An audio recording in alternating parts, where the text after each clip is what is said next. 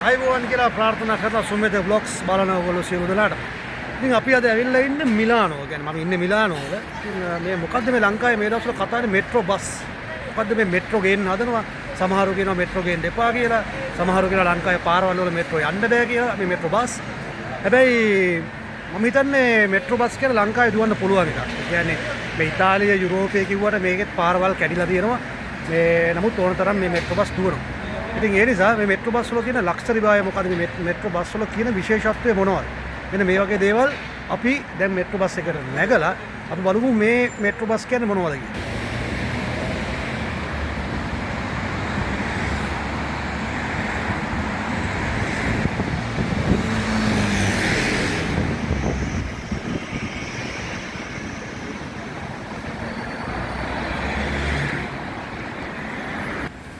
මේක තමයි ඉතාලියේ තියෙන මේ මෙට්‍රෝ බස් එක, ට්‍රෑම් එක, ට්‍රේන් එක ඕන එක යන්න පුළුවන් විදිහට ටිකට් එක.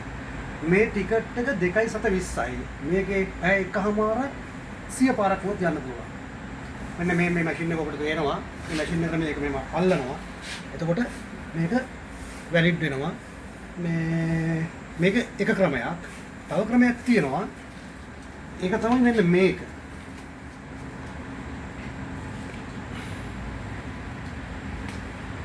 මේ තියෙන මගේ ෆොටෝ එක දාලා මේක තමයි මට මාසෙකට යන්න පුළුවන් කාඩ් එක.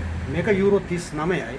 ඉතින් මේවා තමයි ෆැසිලිටිස් කියලා කියන්නේ. මේක තමයි පහසුවන් කියලා කියන්නේ. අපි දැන් ලංකාවේ ගත්තොත් බස් 10කට නැග්ගොත් ටිකට් 10ක් ගන්නවා. එහෙම ටයිම් එකක් නැහැ. ඉතින් මේකේ අපිට පැය 24 වුණත් මේක පන්ච් කරලා මෙතනින් තියලා අපිට යන්න පුළුවන්. මේක එක පහසුකමක්. ඒ වගේම තමයි අනිත් පහසුකම මේක ඔයගොල්ලන්ට පේනවා ඇති. මේ කියන්නේ ආබාධිත අයට යන්න පුළුවන් වෙන විදිහට මේ වීල් චෙයාර් එක රෝද පුටුව ගාලා මෙතෙන් තියලා මෙතන හේතු වෙලා මෙතෙන් බෙල්ට් එකක් දාන්න පුළුවන්. ඒ බෙල්ට් එක දාලා මේ ඒගොල්ලන්ට සුවපහසුවට ඉන්න පුළුවන් විදිහට හදලා තියෙන මේ තැන. වීල් චෙයාර් අපේ ලංකාවේ එහෙම නැහැ. මේ මෙට්‍රෝ බස් වල තියෙන විශේෂ පහසුකමක් තමයි මේක. ඒ වගේ තමයි තව දෙයක් තියෙනවා. දැන් අපි රෝද පුටුවකින් කවුරු හරි රෝද පුටුවක එන ආබාධිත කෙනෙකුට මේකට රෝද පුටුව ගන්න බෑ. ඒ වෙනුවට තමයි මෙතන මේ තියෙන මේ ප්ලේට් එක. මේක දැන් මේලා පෙන්නන්න බෑ. මේ ප්ලේට් එක නම් එළියට ගත්තයි. ඒක මොකද මෙතෙන් තිබ්බට පස්සේ රෝද පුටුව මෙහෙම අරන් යන්න පුළුවන්. මේක කරන්න පිට කවුරුත් කෙනෙක් ඇවිල්ලා නෙමේ. මේ රියදුරු මහත්මයාම තමයි මේ දේ කරන්නේ. අන්න ඒකයි තියෙන නිහතමානීත්වය. රියදුරු මහත්මයා රියදුරු අසුරෙන් නැගිටලා ඇවිල්ලා මෙතන මේ රෝද පුටුවේ මේ ආබාධිත කෙනා මේ බස් රථයට ගන්නවා. අන්න ඒක තමයි වැදගත්ම නිහතමානීම රියදුරු සේවාවක් තමයි මේ යුරෝපයේ ඉතාලියේ තියෙන්නේ. එන්න මේක තමයි මෙට්‍රෝ බස් එක කියලා කියන්නේ. ඒ වගේම තමයි මේ සීට් තියෙන ක්‍රමය බලන්න. දැන් මේ ඩබල් සීට් එකක් තියෙනවා. අනිත් පැත්තේ අපි දෙන්නේ 3 දෙනෙක් 7 දෙනෙක් ආවොත් අපිට මේ සාමූහිකව මූණට මූණ කතා කරලා යන්න පුළුවන් විදිහට තමයි මේ සීට් හදලා තියෙන්නේ.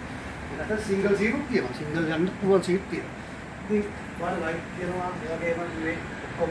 ඒතකොට මේකේ ඉස්සරහට තියෙන හෝල්ට් එක මොකක්ද කියලා නම කියනවා. අපි දැන් නොදන්න කෙනෙක් වගේ මේ බස් එක දැක්කොත් මේකේ කියනවා ප්‍රොක්සිමා පෙර්මාතා කියන්නේ මීළඟට තියෙන බස් මේ නැවතුම අහවල් තැන. ඒතකොට කෙනෙකුට ඒක කනට අරගෙන ඒතනින් බහින්න පුළුවන්. මොකද මේ වගේ තැන් වලට ආවට පස්සේ ගොඩක් කට්ටියට මේක තේරෙන්නේ නැහැ කොහොමද යන්නේ කියලා. ඒ නිසා මේ පහසුකම මේ බස් එකේ තියෙනවා. ඒ වගේම තමයි අපේ ලංකාවේ වගේ මේ තොරම්බල් නැහැ. ඉස්සරහා පින්තූර එල්ලලා ඒ වගේම ඔකට පේන්නේ ඇති. අනිකර කිසිම දෙයක් එල්ලලා ඒ ඩ්‍රයිවිං සීට් එකට අපහසුතාවය, ඩ්‍රයිවර්ට අපහසුතාවය වෙන විදිහට මේ කිසි දෙයක් මේ වගේ නැහැ. මේ මිනිස්සු ඒවා කරන්නේ නැහැ. ඉතින් මේවා දිහා බලලා තමයි අපේ ලංකාවේ ප්‍රවාහන පද්ධතිය දියුණු වෙන්න ඕන කියන එකයි මගේ විශ්වාසය. ඉතින් මේ වගේ බස් රථ ලංකාවේ තදාසන්න ප්‍රදේශ වලට වගේම ග්‍රාමීය ප්‍රදේශ වලට ආවොත් අත්‍තර මම හිතන්නේ මේක මාර විදිහට වැදගත්. ඒක ගොඩක් අය පහසුවක්. ඒ වගේ මේ වගේ අර හයියෙන් සින්දු දාලා කෑකෝ ගහලා ඒව නෑ මේ වගේ. මිනිස්සෙක්ට හදිස්සියෙන් ගෙදරට කෝල් එකක් අරගෙන යන්න පුළුවන්. ඉතින් තමන්ට කැමති නම් තමන්ට ගිය බස් එක දාලා හෑන්ඩ්ස් ෆ්‍රී එකක් දාලා තමන්ට සින්දුවක් අහගෙන යන්න පුළුවන්. නමුත් අපේ ලංකාවේ ඒක නෙමෙයි වෙන්නේ. මම කැමතිත් නෑ. මට කෝල් එකක් අපට ඇහෙන්නේ නැහැ. ඉතින් මෙන්න මේ වගේ දේවල් තමයි ලංකාවේ තියෙන්නේ. නමුත් ඉතාලියේ එවැනි දේවල් නැහැ.